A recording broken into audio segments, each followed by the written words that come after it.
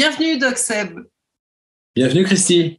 Alors, un pervers narcissique ou une personne atteinte d'un trouble de la personnalité narcissique est une personne qui a une image dévalorisante d'elle-même et qui se valorise en rabaissant les autres. Les hommes sont plus souvent touchés que les femmes par la perversion narcissique et donc ce second volet sera donc consacré aux hommes pervers narcissiques et nous l'abordons bien sûr avec toi, Doc Seb, Sébastien Garnero, docteur en psychologie, sexologue et hypnothérapeute. Première question, l'homme pervers narcissique, qui est-il ?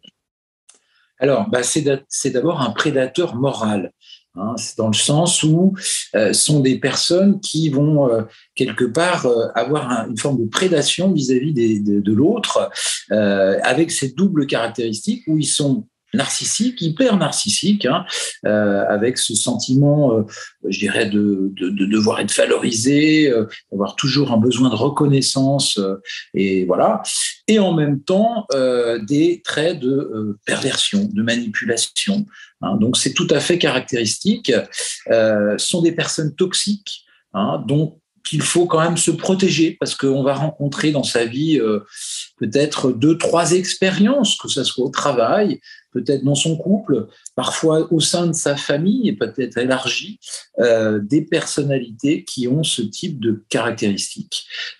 C'est souvent une personne qui va, on va dire, faire subir tout un tas de registres manipulatoires. Il va se comporter, alors, je dirais avec un ego démesuré, ça fait partie de sa balance narcissique. Il va adopter régulièrement finalement une posture de victimisation, ça aussi, alors que c'est lui l'agresseur. Il va pas hésiter à dénigrer son entourage, ça c'est classique.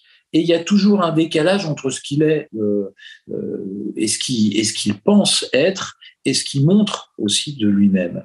Il a toujours ce besoin d'attention narcissique. C'est souvent un fin séducteur, quelqu'un d'assez intelligent, parfois qui se pense plus intelligent que les autres, mais c'est pas forcément le cas en réalité. Il a souvent un manque d'empathie, ça va avec. Il va chercher l'isolement de sa victime. Il surestime complètement ses capacités en réalité. Il va utiliser tous les rouages du langage et les stratégies qui vont avec. Et son truc à lui, c'est de mettre sa victime dans une position de faiblesse, de soumission, d'humiliation. Et c'est un menteur et un comédien invétéré, un spécialiste de la manipulation. Alors, peut-on dire que leur personnalité complexe les rend difficiles à identifier, Doc ? Alors oui, puisque ce sont des personnes qu'on appelle un peu multifacettes. Par exemple, dans le langage populaire, ils sont tout à fait capables de composer avec différentes, je dirais, variabilités des sentiments. Passer de la colère à la tristesse, de la menace à la séduction. C'est une personnalité, comme on dit, un caméléon, ou en tout cas très adaptative à leur environnement, qui vont prendre l'air du temps et qui vont faire en sorte de pouvoir dire à la personne ce qu'elle a envie d'entendre pour mieux la manipuler. C'est pas seulement pour lui faire plaisir, c'est pour mieux la prendre dans ses filets, pour que sa proie, finalement, puisse se sentir entendue, écoutée à un moment donné, et ensuite pour faire en sorte qu'elle soit fixée dans cette forme d'attachement particulier. Ce que tu décris, c'est au début. Il va dire ce que la personne veut entendre au début pour que finalement ça se dégrade par la suite. Exactement. C'est dans ce premier lien d'ailleurs de création finalement de cette confiance, de cet attachement où il va beaucoup nourrir cet attachement. Comme je disais déjà, c'est trop beau pour être vrai. On a l'impression de vivre quelque chose d'exceptionnel avec cette personne parce qu'il nous fait penser aussi et croire qu'on est exceptionnel au départ. C'est aussi ça, cette survalorisation qui va amener dans un second temps la dévalorisation totale de son partenaire dès qu'il aura le sentiment qu'il a suffisamment d'emprise et que l'autre est dans une relation de dépendance affective avec lui. Et c'est là où il va commencer à montrer son autre visage, puisqu'on parlait de multifacettes, c'est-à-dire le côté sombre de sa personnalité et destructeur de sa personnalité. Bah, finalement, quand j'écoute un petit peu le développement que tu en fais, j'imagine qu'il y a un profil de victime. Alors oui, il y a un profil de victime. En général, c'est quelqu'un qui va rechercher une personne qui est plutôt empathique, qui est plutôt solaire, rayonnante, généreuse, qui a au départ, je dirais, quelque chose une espèce de bonté. Et qui voit l'aspect très positif des choses, qui va justement être très clémente par rapport à tout un tas de choses, peut-être un peu trop, hein, et il va se servir de ça. Il va se servir de ces personnes où à un moment donné, il va trouver ces points de fragilité pour pouvoir mieux les exploiter, hein, en tant que tels. C'est toujours des personnes qui vont être choisies comme des proies, je dirais quelque part, qui vont lui apporter quelque chose. Un pervers narcissique ne va pas choisir un autre pervers narcissique, par exemple. Très bonne transition, Doxel. Comment se comporte justement un homme narcissique? Alors, son attitude, on en parlait, hein, déjà au départ, il va être plutôt calme, compréhensif, assez discret, disponible, toujours extrêmement disponible, hein, et généreux dans un premier temps, plutôt modéré, poli, sensible, même se montrer un peu trop sensible. Hein. Il y a toujours un peu de suspicion quand quelqu'un se dit « Ah, je suis hypersensible ». Alors, sauf si c'est vraiment un problème, hein. On a fait une émission là-dessus, mais c'est fin. Serviable, voire même, on va dire, montrer une forme de timidité, alors que c'est quelqu'un de souvent assez extraverti. Hein, et ensuite, on va avoir le côté calculateur, colérique, égoïste, grinçant, hostile, humiliant, indifférent, insatisfait, intransigeant, extrêmement jaloux, moqueur, orgueilleux, arrogant, enfin, je dirais que des mauvaises qualités, paranoïaque, pingre. Voilà, on va voir un petit peu ce côté possessif aussi, sarcastique, susceptible. Et dans les phases qu'on a repérées, hein, en tant que telles, la première phase qu'on décrivait, hein, je dirais ce moment de séduction, c'est la phase de l'emprise du manipulateur. Hein. C'est vraiment là où il va créer cette emprise après avoir repéré sa cible, avec la séduction, hein, où il va sortir le grand jeu, puis en gros ce qu'on appelle l'invasion ou l'enfermement, hein, on va dire mettre en enclos sa victime et l'enfermer ou l'isoler aussi, hein, ce qui va avec, avant de la détruire. Hein. C'est vraiment presque en 3-4 phases, hein, que ça va se passer. Dans cette attitude. Donc, c'est toujours un peu le même scénario, avec des arrêts, des réconciliations et ainsi de suite. Est-ce que si je dis colère, instabilité, manque d'estime de soi-même, c'est l'image que le pervers narcissique a de lui-même? Alors, son image, au fond, elle n'est pas bonne en tant que telle. Mais justement, c'est pour combler cette insuffisance qu'il va avoir besoin des autres. Et besoin de l'autre pour se valoriser. C'est-à-dire qu'en tant que tel, il n'existe pas. Et le pire pour le pervers narcissique, c'est de se retrouver seul, quelque part, sans proie, sans possibilité d'exercer son emprise sur l'autre. C'est comme un parasite en réalité. Un parasite qui aurait besoin de quelqu'un qui est bien vivant pour lui aspirer son sang. C'est vraiment cette image, quelque part, qui existe et qui est tout à fait réaliste. Hein. Et d'ailleurs, malheureusement, enfin, ou j'ai envie de dire heureusement, il y a quand même une justice d'une certaine façon, c'est que souvent, c'est des personnes en vieillissant qui finissent seules ou très mal accompagnées, ou qui finissent par avoir des déboires à terme. Bon, on peut se dire, il y a un retour de bâton, hein, quelque part, mais avant que ça n'arrive, il y a quand même de l'eau qui a coulé sous les ponts, et beaucoup de victimes potentielles qui ont subi, on va dire, je dirais, les stratégies de destruction, de manipulation de ces pervers.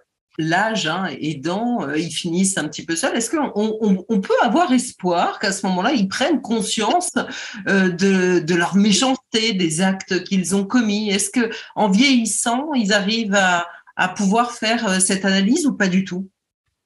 Alors, ils peuvent avoir une prise de conscience d'une distance que vont mettre leurs proches parce que ça peut toucher leur famille aussi, ces agissements, ça peut toucher leur travail. Ils peuvent se trouver à un moment donné rejetés après avoir détruit tous les autres sur leur passage. Bon, c'est surtout souffrir d'une forme de distance dont qui va être le problème. Il peut y avoir une prise de conscience du fait qu'ils n'ont plus cette emprise, du fait qu'ils commencent à se déprimer puisque justement ils n'ont plus leur nourriture. Il faut penser à ce vampire. C'est pour ça que l'image d'un vampire n'est pas une mauvaise image, finalement, qui à un moment donné n'a plus de victimes. Il est encore vivant, mais il n'a plus de victimes pour pouvoir continuer à vivre. Donc, ça devient insupportable, la vie, pour lui. Et il finit par rentrer dans son cercueil jusqu'à voilà, toute la nuit. Donc, c'est effectivement cette difficulté où il y a rarement une prise de conscience, sauf quand ils se retrouvent seuls. Mais leur but ne va pas être de changer, ça va être de réinstaller souvent le même scénario avec les personnes qui vont s'en approcher quelque part. Hein. C'est pour ça que le plus important, c'est de pouvoir s'en protéger et de les reconnaître. Alors, est-ce que, pareil que pour les femmes, un homme pervers narcissique affirme être une victime dans son quotidien? Alors, c'est un classique. Alors, même s'il va souvent montrer un aspect plus dominant, hein, dans cette image un peu d'homme qui réussit, qui séduit, charmeur, brillant, etc. C'est l'aspect qui va donner en tant que tel, donc quelqu'un qui domine, donc qui a priori n'est pas victime. Mais par contre, dès qu'il y aura un problème, dès qu'il y a quelque chose qui va mal se passer, ou même en lien avec, je dirais, ce qu'il a pu infliger à l'autre, ça peut être des infidélités, ça peut être des désagréments, ça peut être des dévalorisations, il va se faire passer comme une victime. C'est-à-dire, si je t'ai donné une claque, si je t'ai giflé, c'est parce que tu m'as manqué de respect, finalement, d'une certaine façon, parce que tu ne me montrais pas assez ton amour. Donc, renvoyant à l'autre, finalement, le fait qu'il n'est pas assez aimé, et c'est pour ça qu'il s'est senti blessé et qu'il l'a giflé. Donc, il finit par se montrer comme une victime, alors qu'il a maltraité physiquement sa compagne. Donc, en faisant porter toujours la responsabilité à l'autre. De toute façon, c'est jamais de sa faute, c'est toujours la faute de l'autre, que ça soit dans la vie de couple ou dans la vie professionnelle. Lui s'attribue les gloires et les réussites, et pour l'autre, c'est les échecs et les problèmes. C'est toujours la faute de l'autre dans ces cas-là. Alors, restons justement sur la vie de couple. La sexualité est une réelle problématique au sein du couple quand on partage sa vie avec un homme pervers narcissique. Comment ça se passe? Est-ce que tu peux nous en dire plus? Alors, au niveau du couple et de la sexualité, on va avoir des alternances. Alors, bien sûr, au départ, il y a la phase de lune de miel, d'effervescence éventuellement de sexualité dans la séduction, d'ailleurs que ça soit pour les hommes et les femmes qui sont pervers narcissiques. Et puis, parfois, il va y avoir des attaques contre ce lien amoureux. Eh bien, on va contraindre l'autre à l'abstinence totale, en lui disant que finalement, il ne montre pas assez son amour, qu'il ne nous valorise pas assez, qu'il n'est pas assez comme ci, assez comme ça. Donc, son abstinence, en tirant une certaine jouissance, en l'entraînant dans ce fonctionnement-là. Ensuite, on va voir à contrario l'autre scénario qui va être éventuellement l'infidélité. Eh bien, si j'ai été infidèle, c'est à cause de toi. C'est que tu ne me montres pas assez d'amour, tu ne fais pas assez attention à moi, tu ne fais pas ceci et cela, etc. Comme si finalement, c'est de ta faute. C'est toi la responsable de cette infidélité que j'ai eue avec de multiples femmes, etc. Ça peut même aller plus loin. On a même certains pervers ou perverses qui vont aller jusqu'à créer volontairement, on va dire, des scénarios où l'autre s'aperçoit qu'ils sont trahis, voire même d'inviter leur amant chez eux, alors que le mari ou la femme va bientôt revenir. Bon, des scénarios comme ça, pervers, c'est le cas de dire, effectivement, pour faire du mal, qui vont dégrader l'image de l'autre, que ça soit autour de la féminité, s'il s'agit d'un homme vis-à-vis d'une femme, tu vois, tu n'es pas assez belle, tu es vraiment moche, tu manques de ci, tu manques de ça, ou de l'autre côté, du côté d'une femme, d'attaquer la virilité aussi de l'autre, tu ne peux pas me satisfaire, tu n'es pas comme ci, comme ça, ton sexe est trop grand, trop petit, etc. On peut avoir un petit peu toutes les facettes, finalement, qui vont blesser l'autre, parce que la sexualité, c'est lié à l'affectivité, et c'est aussi un point sensible. On est dans l'intimité et on peut vite se servir, finalement, de l'intimité pour blesser l'autre. Alors, est-ce qu'on peut dire également qu'un homme pervers narcissique peut devenir violent? Alors, ça peut arriver. C'est pas forcément au départ, dans tous les cas, cette violence, c'est plutôt ce qui va le caractériser, la violence psychologique. Dans la destruction massive, c'est vraiment une arme de destruction massive de l'autre, mais à certains moments, quand il se sent dépassé, débordé, la violence va être un recours, parfois, en la justifiant. Quelque part, c'est jamais une violence gratuite. Il ne peut pas se comparer à ces personnes qui battent leurs femmes, etc. Mais c'est toujours justifié pour une bonne raison. C'est toi. C'est ton hystérie qui m'a rendu violent. C'est parce que tu m'as mal parlé. Tu as, je dirais, commis un acte, alors que c'est souvent quelque chose de banal, qui est irrespectueux, et c'est ta punition.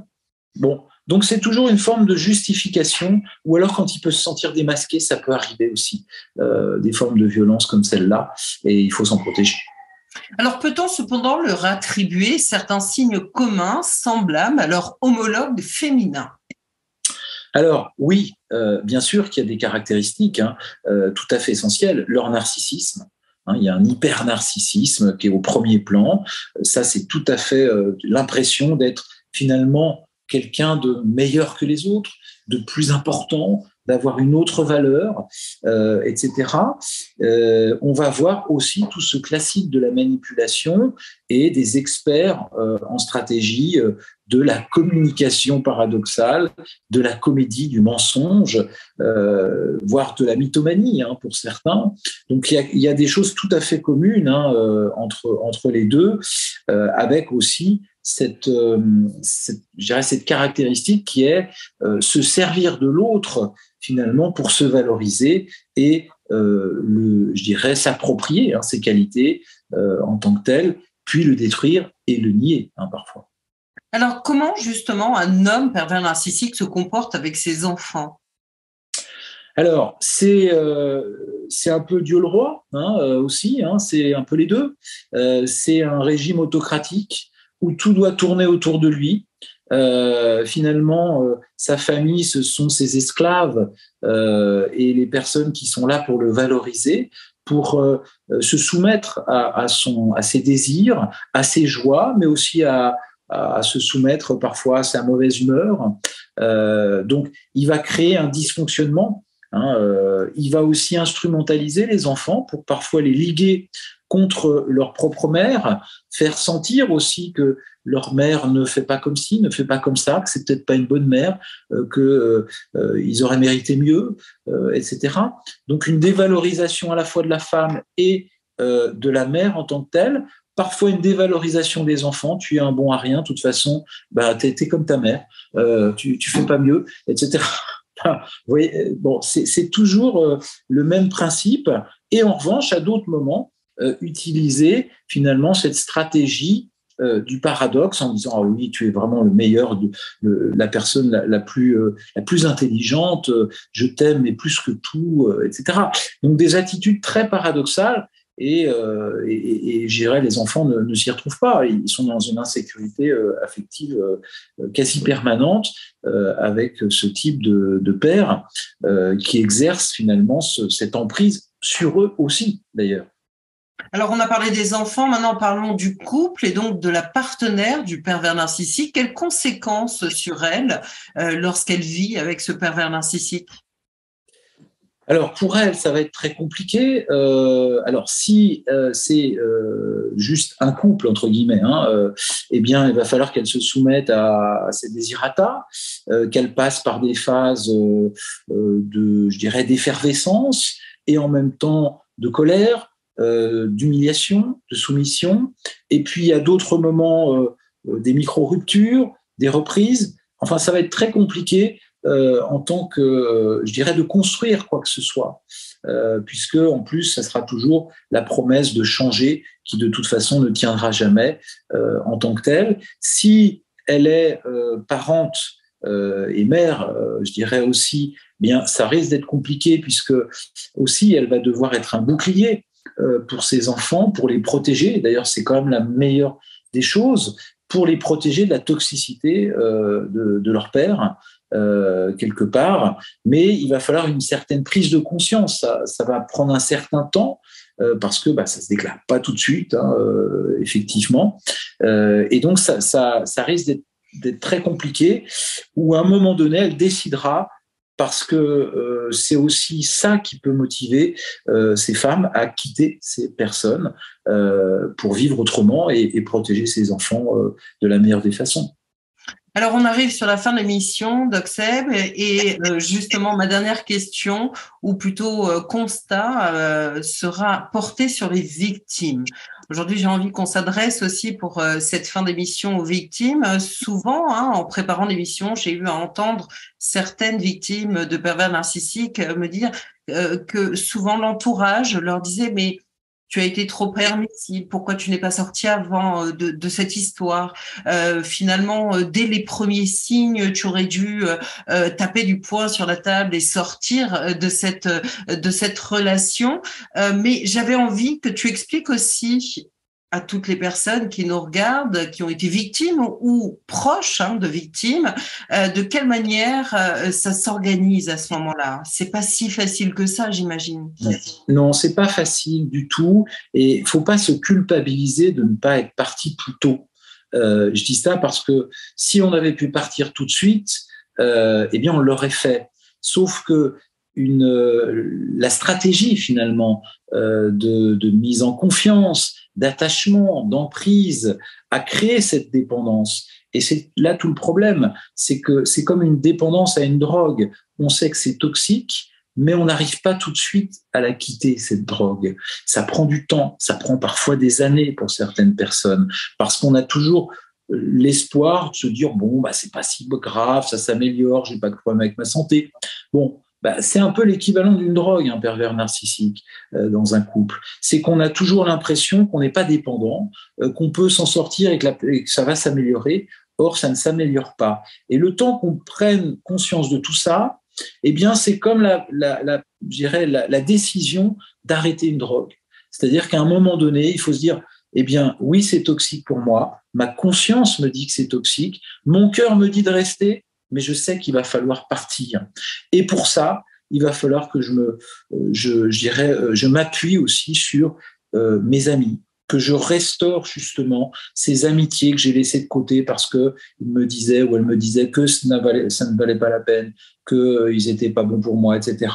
Que je restaure le lien avec ma famille, avec parfois mes enfants aussi, et aussi avec mon travail, avec ma vie de personnes et de sujets.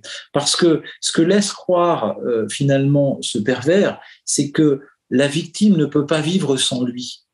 Et à partir du moment où la victime a compris qu'en réalité, à partir du moment où elle se prend en main, il n'y a plus d'emprise.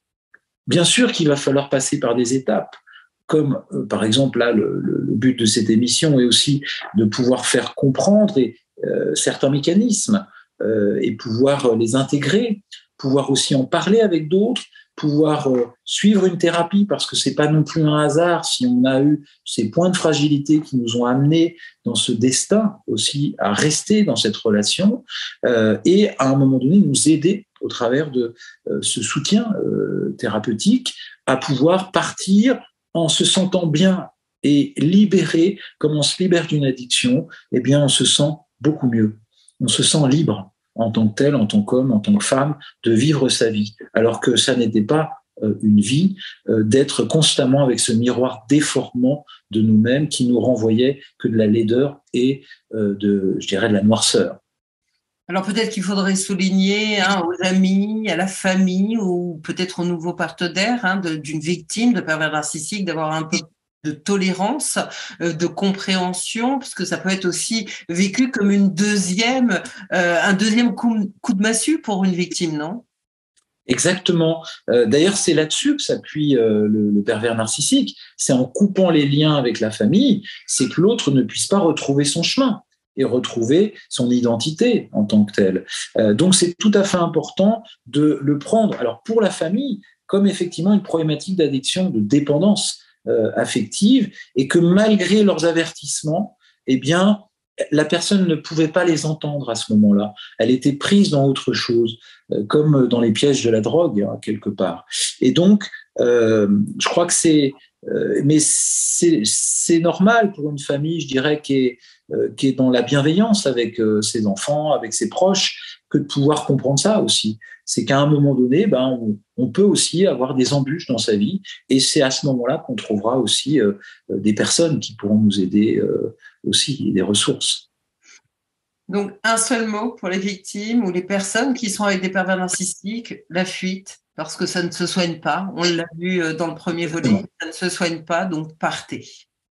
Partez, repérez, identifiez, mettre en place des stratégies de protection et contre-manipulation et partir, fuir ces personnes. De toute façon, il n'y a rien de bon à fréquenter ce type de personnes. Très bien, merci Doc Seb. Sébastien Garnero, docteur en psychologie, sexologue et hypnothérapeute. À très bientôt, Doc. À très bientôt, merci.